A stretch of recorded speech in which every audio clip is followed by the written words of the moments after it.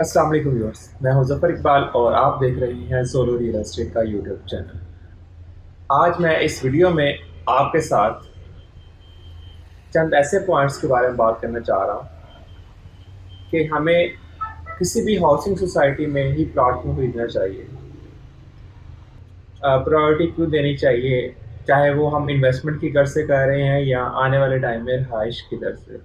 क्योंकि कहीं ना कहीं पे हमारा ये मकसद लाजमी होता है। 70 to 80% जो हमारे क्लाइंट्स हैं उनका ये पर्पज़ लाजमी होता है कि हम आने वाले टाइम में यहाँ पर रहाइश करेंगे।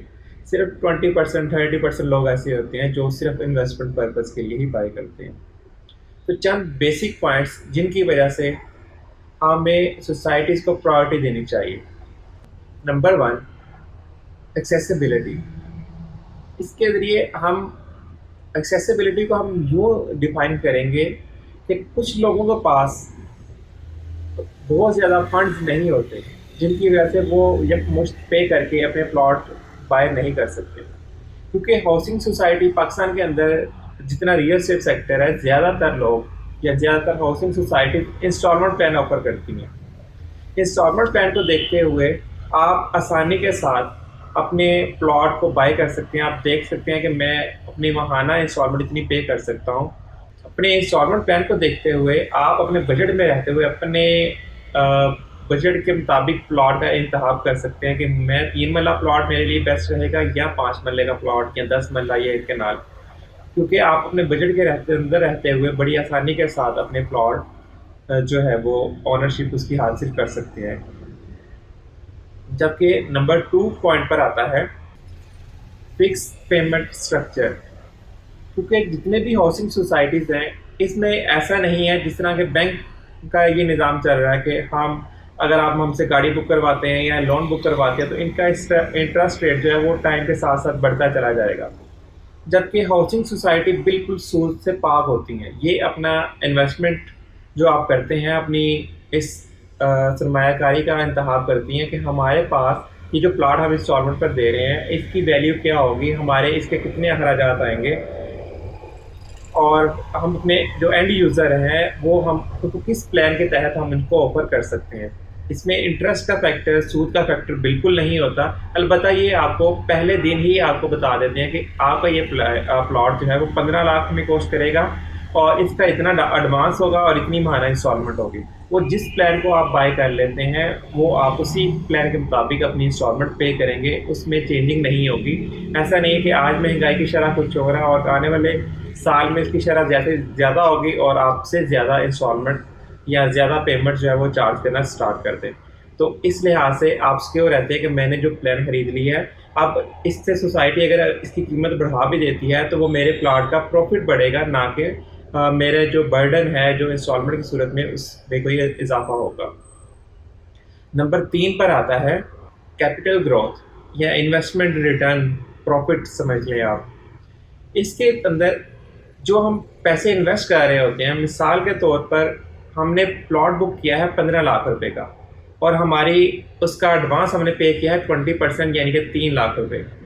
अगर हमने 3 लाख रुपए पे किया है तो आने वाले टाइम में अगले साल या उससे अगले साल हमें बचाए इसके कि हमारी अमाउंट जो है वो रकम डी वैल्यू हो रही हो, हमें उसके साथ प्रॉफिट मिल रहा होता है। हमारी जितनी अमाउंट है वो सिक्योर होती है और वक्त के साथ साथ बढ़ रही होती है। इसलिए रियल एस्टेट सेक्टर में ज़्यादातर लोग इस पर इन्वेस्ट करते हैं ताकि हमारी अमाउंट सेफ भी रहे और टाइम के साथ साथ इसमें बढ़ोतरी भी होती रहे, यानी कि इसमें प्रॉफिट या मुनाफे की शरह जो है वो बढ़ती चली जाए। नंबर 4 पे हम जिस पॉइंट को डिस्कस करेंगे वो है सिक्योरिटी। जब हम किसी हाउसिंग सोसाइटी के बारे में बात करते हैं तो हमें फर्स्ट टाइम भी पता चल जाता है कि ये जो हाउसिंग सोसाइटी है ये बाउंड्री वॉल होगी इसके अंदर गार्ड्स होंगे। जब हम एंट्री करेंगे तो एंट्री करते वक्त हमसे पूछगिछ होगी या हमारे जो रिलेटिव्स आएंगे वो एक सिक्योर एनवायरनमेंट में जब दाखिल होंगे तो उनको बाहर आम सोसाइटीज़ का या आप मोहल्ले का जो है उसका और हमारी जो सोसाइटी होगी इसका एक वाज़िया फ़र्क नज़र आएगा। तो जो सोसाइटी है ये एक माहौलियाती एतबार से बड़ा सिक्योर आपको इन्वायरमेंट प्रोवाइड करती है। सेकेंडली, आप जितनी अमाउंट लगवाते हैं, जितनी अमाउंट आप यहाँ पे इन्वेस्ट करते हैं اس ساروں کی سیکیورٹی بھی سوسائٹی کی طرف سے آپ کو فراہم کی جاتی ہے کہ آپ کے پیسے یہاں پر سیف ہیں. البتہ وہ سوسائٹی اپرووڈ ہو، وہ ہم الگ ویڈیو میں ڈسکس کریں گے کہ ہمیں کن باتوں کا دھیان رکھنا چاہیے بائی کرنے سے پہلے. اور نمبر 5 پر آئے گا سہولیات. ایسی سہولیات جو کہ ہمیں باہر کسی محلے والی لائف میں نہیں مل رہی ہوتی. ہاؤسنگ سوسائٹیز کے جتنے پروجیکٹ ہیں، اگر ہم یہاں پر پلاٹ انویسٹ کرتے ہیں، پلاٹ بائی کرتے ہیں، اگر ہم یہاں پر پلاٹ بائی کرتے ہیں تو ہاؤسنگ سوسائٹیز ہمیں ضروریات زندگی کی تمام تر سہولیت ایک ہی پلیٹ فارم پہ پرووائڈ کی جاتی ہیں، جس کے اندر ہمیں پارک پرووائڈ کی جاتی ہے، مساجد پرووائڈ کی جاتی ہیں، اسکولس پرووائڈ کیے جاتے ہیں، اور ہمیں جم جو ہے وہ پرووائڈ کی جاتی ہے. یعنی کہ بیسک جتنی ہماری ضروریات زندگی کی سہولیات ہیں، بیسک سہولیات کہہ سکتے ہیں، وہ ہمیں سوسائٹی کی طرف سے ہی پرووائڈ کی جاتی ہے. اس لیے ہمیں، جس کو ہم محلہ کہتے ہیں، اس میں انویسٹ کرنے سے بہتر ہے کہ ہم ہاؤسنگ سوسائٹی میں لگائیں، تاکہ آنے والے ٹائم میں اگر ہم انویسٹمنٹ کر رہے ہیں اور آنے والے ٹائم میں جب ہمارے بچے اس میں رہائش پذیر ہوں تو وہ ان ساری سہولیات کو ہم آج ہی دیکھ لیں، نہ کہ ہمارے بچے ہم سے کہہ رہے ہوں کہ کسی اچھی جگہ پہ پلاٹ لیا ہوتا ہم اس میں گھر بنا سکتے. کیونکہ جو پلاٹ ہم کسی ایسی رش والی جگہ پہ لے لیتے ہیں جہاں پہ لڑائی جھگڑے بہت زیادہ ہوں، کوئی سوسائٹی کی طرف سے تحفظ نہ ہو، تو آپ کی اولاد اس پلاٹ کو یہ نہیں دیکھتی کہ یہ ہمارے والدین نے کتنی محبت سے یا کتنی محنت سے بائی کیا تھا. وہ اس کو سیل کرتے ہیں اور سوسائٹی کی طرف موو کرتے ہیں. اسی وجہ سے آج جو ہے وہ سوسائٹی کی طرف لوگوں کو موو کرنے کی جو ریشو ہے وہ بہت زیادہ ہے. نیکسٹ پوائنٹ جو ہمارا آئے گا وہ آئے گا ارلی اونرشپ. ارلی اونرشپ ہم اس لحاظ سے سوسائٹیز کا کہتے ہیں کہ جب آپ کیش پہ بھی پلاٹ بائی کر رہے ہیں اور جب ایک محلے میں بائی کر رہے ہیں تو آپ کو 2 سے 3 مہینے لگتے ہیں اونرشپ لیتے ہوئے. پہلے آپ کا کام ہوتا ہے اور اسی کے اوپر آپ چل رہے ہوتے ہیں. لیکن جب سوسائٹیز میں آپ کوئی انسٹالمنٹ پلان بھی بائی کرتے ہیں تو آپ کو ڈے فرسٹ ہی اس کی اونرشپ مل جاتی ہے کہ آپ نے ہماری سوسائٹی میں اس کیٹیگری کے پلاٹ کو آن کر لیا ہے. آپ کا اور ہمارا یہ ایگریمنٹ ہو گیا کہ آپ اس پلاٹ کے اگینسٹ اپنی انسٹالمنٹ پے کرنا اسٹارٹ کر دیں گے. سیکنڈلی یہ کہ آپ کی جو اونرشپ ہے اگر فائل پر بھی ہے تو آپ کو سیم ڈے میں ٹرانسفر ہو جاتی ہے. آپ کو اونرشپ کے حوالے سے کسی بھی قسم کا مسئلہ فیس نہیں کرنا پڑتا. نیکسٹ پوائنٹ میں ہم جائیں گے. کمپیریزن کا یہ پوائنٹ ہے تقریباً، جس میں کچھ لوگ بینک لون کی طرف موو کر جاتے ہیں اور کچھ لوگ ہاؤسنگ سوسائٹی کی طرف. تو ہاؤسنگ سوسائٹی کی طرف جو لوگ موو کرتے ہیں ان کا جو نقطۂ نظر ہے وہ یہ ہوتا ہے کہ جو ہم اماؤنٹ انویسٹ کر رہے ہیں وہ آنے والے ٹائم میں ہماری اماؤنٹ بڑھ جائے گی. نہ کہ اگر ہم کوئی 5 لاکھ یا 10 لاکھ کی رقم بینک میں رکھوا دیتے ہیں اور ہم اس میں کچھ اماؤنٹ جمع کرتے رہتے ہیں تو 5 سال کے اندر ہمارے اماؤنٹ کی جو ویلیویشن ہے وہ اس سے کم ہو جائے گی. انفلیشن کی وجہ سے جیسے ہی ہمارے روپے کی قدر کم ہوگی تو ہمارا روپیہ سے ہم وہ چیز نہیں خرید سکیں گے جو کہ ہم نے تعین کیا ہوتا ہے، جس کو ہم لے کے چل رہے ہیں کہ ہم نے یہ رقم اس لیے جمع کی ہوتی ہے.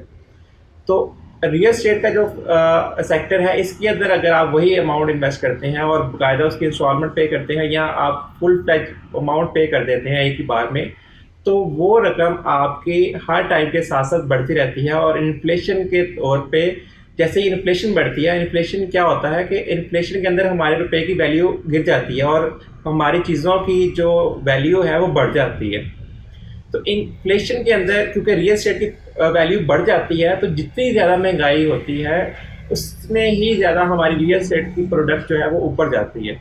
تو اگر ہم انفلیشن جیسے ملک میں رہ رہے ہیں جس طرح کہ پاکستان میں ہے جہاں پہ ہر آئے دن مہنگائی کی شرح زیادہ ہو رہی ہے، تو یہاں پر انفلیشن کا اثر یہ ہوتا ہے کہ ہمارے ریئل اسٹیٹ سیکٹر پہ جتنے لوگوں نے انویسٹ کیا ہوتا ہے ان کی سپیڈ کے ساتھ جو پروفٹ کی شرح ہے وہ بڑھ جاتی ہے. اسی لیے کچھ سالوں سے پاکستان میں ریئل اسٹیٹ کا سیکٹر بہت اوپر جا رہا ہے، کیونکہ روپے کی قدر جیسے ہی ڈاؤن ہوگی ہمارے پروڈکٹ کی جتنی اشیاء کی قیمت ہے وہ بڑھ جائے گی، ان میں ریئل اسٹیٹ بھی شامل ہے.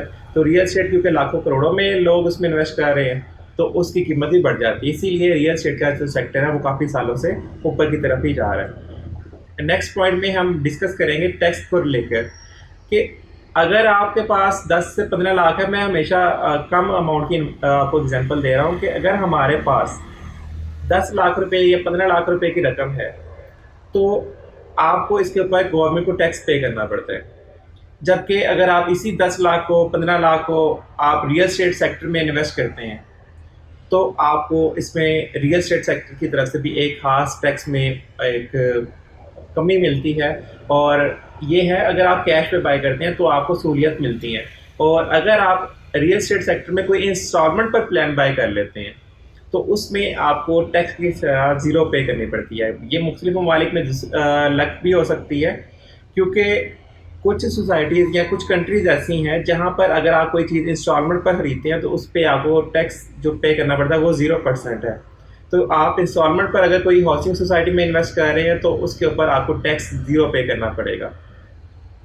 अलबत्ता अपनी इनकम जो है वो शो करनी है, अपनी इन्वेस्टमेंट शो करनी है, लेकिन उसके ऊपर टैक्स जो है वो आपको 0 पे करना पड़ेगा, क्योंकि आपने अपनी बेसिक नीड की एक चीज़ खरीदी है और उसके ऊपर आपको टैक्स पे नहीं करना पड़ेगा। ये रिसर्च के मुताबिक कुछ पॉइंट्स थे कि जिसकी वजह से आपको ये सोचना चाहिए कि हमें रियल एस्टेट सेक्टर में ही क्यों इन्वेस्ट करना है। और अगर आप रियल एस्टेट सेक्टर या किसी प्लॉट या घर की तरफ इन्वेस्ट करना चाह रहे हैं तो आप कंफ्यूज हैं कि मुझे इस डिसीजन की तरफ जाना चाहिए या नहीं जाना चाहिए, तो आप इन पॉइंट्स को देखते हुए आपको इसके बेनिफिट्स नज़र आ जाएंगे, तो आप अपने डिसीजन को बेहतर तरीके से सर अंजाम दे पाएंगे।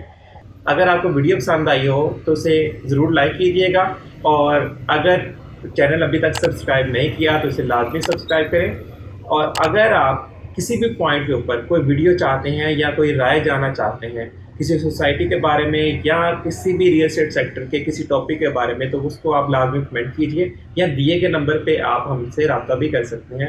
हम आपकी राय का एहतराम करेंगे और इंशाल्लाह उसको अपनी आने वाली वीडियोज़ में लाजमी शामिल करेंगे। आज की वीडियो में इतना ही। नेक्स्ट वीडियो तक के लिए इजाज़त दीजिए। अल्लाह हाफिज़।